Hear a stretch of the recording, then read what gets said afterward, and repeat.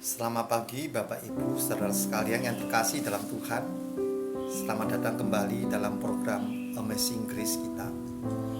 Kiranya firman Tuhan pada pagi hari ini boleh menolong kita hidup sebagaimana yang Tuhan kehendaki. Saya akan bacakan satu ayat buat kita sekalian dari Matius pasal 5 ayat 11 yang berbunyi demikian. Berbahagialah kamu jika karena aku kamu dicela dan dianiaya, dan kepadamu difitnahkan segala yang jahat. Bapak Ibu saudara sekalian, berbicara tentang penderitaan, celaan, hinaan, kita semua tidak asing. Mungkin Bapak Ibu sering mengalaminya. Bapak Ibu saudara sekalian, seringkali kita alami karena mungkin kepentingan yang berbeda.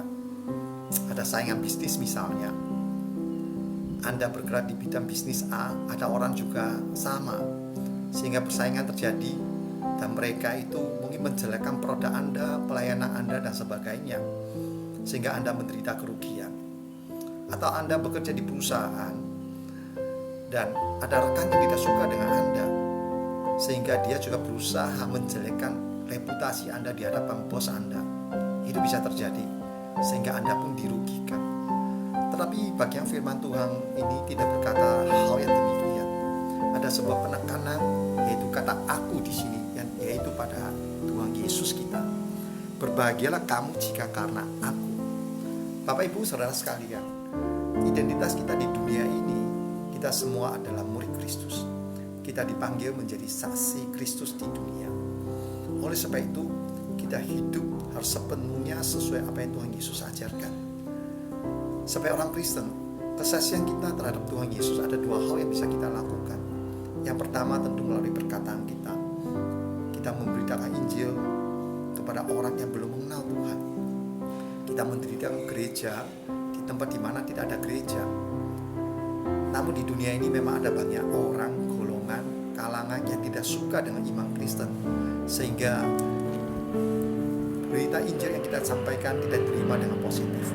Mereka ingin menutupinya, mereka ingin memfitnah, mencela, menganiaya orang Kristen. Ini terjadi pada waktu zaman Tuhan Yesus, murid-murid gereja mula-mula, dan juga sampai hari ini. Bersyukur kalau kehidupan Anda dan saya hari ini tidak dalam situasi yang demikian. Namun kita punya kesaksian yang satu lagi, yaitu melalui kehidupan kita. Bagaimana kita bereaksi, bergaul dengan orang lain. Bagaimana kita bekerja di tempat pekerjaan kita, kejujuran, kebenaran yang kita pegang. Walaupun tanpa harus dengan kata tentang Tuhan. Tidak selalu harus mengatakan tentang Injil kepada orang lain. Tapi kejujuran, prinsip kehidupan, berumah tangga, memakai uang, dan sebagainya. Itu berdasarkan apa? Apakah kepentingan kita? Atau berdasarkan kebenaran firman Tuhan? Tuhan Yesus mengatakan karena aku. Artinya segala sesuatu yang kita lakukan karena kebenaran Kristus yang sudah kita terima. Tapi ada orang tidak suka, mereka memfitnah, mencela, mengatakan kita ini munafik lah, kita punya maksud yang tersembunyi lah, dan mereka ingin menjatuhkan kita di tengah-tengah kehidupan kita. Tuhan Yesus katakan jangan tawar hati, jangan takut, jangan gentar, tetap melainkan apa? Berbahagialah. Itu artinya kita sudah menjadi saksi Tuhan yang sejati. Seperti murid-murid Tuhan, gereja mula-mula, seperti kebanyakan orang Kristen yang juga alami penganiayaan.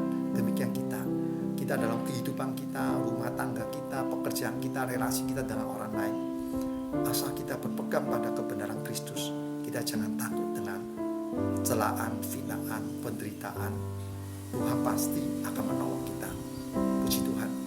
Kiranya renungan yang singkat ini boleh memberkati Bapak Ibu saudara sekalian. Amin.